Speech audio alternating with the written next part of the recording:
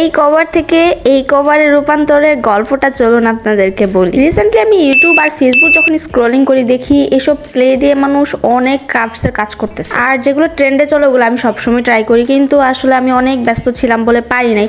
তো first time try করার পরে এরকম কিউট কিউট ফুল তৈরি করে নিলাম, আর এগুলো কিন্তু খুবই ইজি, জাস্ট গোল গোল ছোট্ট ছোট্ট শেপ করার পরে একটার সাথে আরেকটা একটু লাগাই দিলে হয়ে যায়। তো ভাবলাম ফোনের কভারের সাইড দিয়ে আমি একটু বর্ডার তৈরি করে দিই, তাহলে তো একটু ভালো লাগবে।